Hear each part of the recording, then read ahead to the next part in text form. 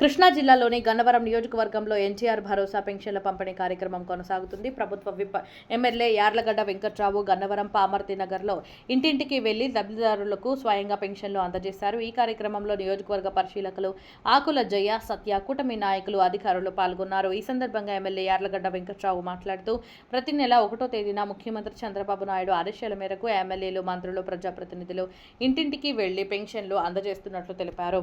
గన్నవరం నియోజకవర్గంలో 40,000కు పైగా లబ్ధిదారులకు కోట్ల రూపాయల పెన్షన్లు పంపిణీ చేస్తున్నామని చెప్పారు. గత ప్రభుత్వ హయాంలో జరిగిన అక్రమ తవ్వకాలపై విజిలెన్స్ విచారణ జరిపించి బాధ్యులపై కఠిన చర్యలు తీసుకుంటామని హెచ్చరించారు. అలాగే కేసరపల్లిలో హెచ్సిఎల్ సహకారంతో త్వరలో ఏఐ ట్రైనింగ్ సెంటర్ను ప్రారంభించనున్నట్లు ప్రకటించారు. బీటెక్, బీకాం, కంప్యూటర్ విద్యార్థులతో పాటు నిరుద్యోగ యువతకు ఉచిత శిక్షణ అందించి ఉద్యోగ అవకాశాలు కల్పిస్తామని తెలిపారు.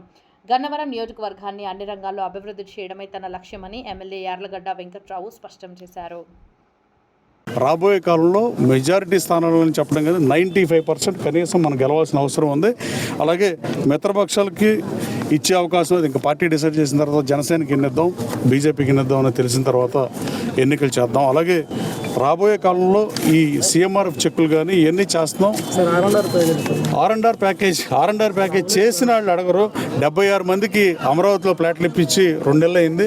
సోదరుడు అడిగేది కరెక్ట్. నేను రామ్మోహన్ నాయుడుతో కూడా రోజు మీ ముందే మాట్లాడా. తర్వాత మీకు పడలా నేను మాట్లాడతాను, గౌరవ ముఖ్యమంత్రి గారితో మాట్లాడతా. ఈ 76 ప్లాట్లు సీతారామ స్వామి టెంపుల్ది నేను ఆ రోజు ముఖ్యమంత్రి గారి దృష్టి తీసుకెళ్ళి చాలాసార్లు ఫాలోఅప్ చేసి అసెంబ్లీలో కూడా మాట్లాడా. మీ సమస్యను నేను ఇప్పుడు 2 సార్లు అసెంబ్లీలో మాట్లాడా. దాదాపు 2 గంటల 42 నిమిషాలు ఈ నియోజకవర్గ సమస్యల కోసమే అసెంబ్లీలో నేను ఈ 2 సంవత్సరాలు మాట్లాడా. డెఫినెట్గా మీ సమస్యను పరిష్కరిస్తా. ఆర్&ఆర్ ప్యాకేజీలో నష్టపోయిన వాళ్ళు ఇంకా కొద్దిమంది ఉన్నారు. వాళ్ళతో ముఖ్యమంత్రి గారితో ప్రత్యేకంగా కలిసైనా ఆడ సమస్యను కూడా పరిష్కరిస్తామని తెలియజేస్తాం. అలాగే రాబోయే కాలంలో మీరు గన్నవరం అంటే ఆ గన్నవరం సెంటర్ని చూపించండి, హెచ్సిఎల్ కంపెనీ చూపించండి, ఇంటర్నేషనల్ ఎయిర్పోర్ట్ చూపించండి తప్ప ఆ పోర్ట్ని దయచేసి ఇంకా చూపించదు. ఇంకా యూట్యూబ్ ఛానల్స్ ఇంకా అదే పాటలో ఉన్నారు. దయచేసి యూట్యూబ్ ఛానల్స్ కూడా రిక్వెస్ట్ చేస్తున్నా. మీరు గన్నవరం సెంటర్ ఇప్పుడు చూపించండి. గన్నవరం సెంటర్ 30 అడుగుల రోడ్డు 120 అడుగుల రోడ్డు అయింది. గాంధీ గారి విగ్రహం కామశేఖరం పెట్టాం, ఎన్టీ రామారావు విగ్రహం కామశేఖరం పెట్టాం. అలాగే రాబోయే కాలంలో ఎన్టీఆర్ కామశేఖరాలు పెట్టాల్సిన అవసరం ఉంది. దావాజూడును కూడా ఇక్కడ పెట్టమని ఇప్పుడే పార్టీ నాయకులు చెప్పా. అలాగే ఎన్నికేపాడు దగ్గర కానీ వీరవల్లిలో కానీ ఇవన్నీ పెట్టమని చెప్పా. అలాగే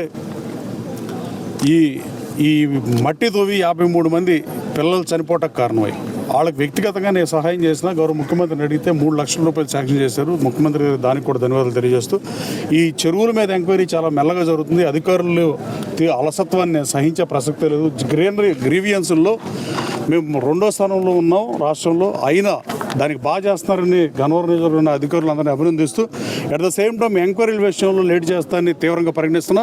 నందమూరి చెరువు 2 తాడి చెట్లలో తవ్వితే గొడ్డు కూడా వెళ్ళని పరిస్థితి. నేను తుంగభద్ర డ్యాంలో ఎడ్లు చనిపోతే ఇక్కడ కూడా అదే పరిస్థితి ఉన్నాయంటే చూసుకోండి. చెరువుకి నదికి తేడా లేని పరిస్థితిలో ఈ నియోజకవర్గాన్ని పరిపాలించారంటే సిగ్గుచేటది.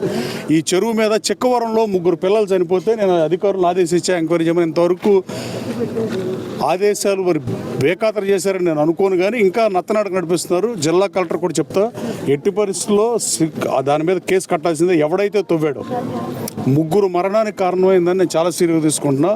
ఎట్టి పరిస్థితుల్లో దాని మీద యాక్షన్ తీసుకోకపోతే నా రియాక్షన్ చాలా భయంకరంగా ఉంటుంది. Thank you.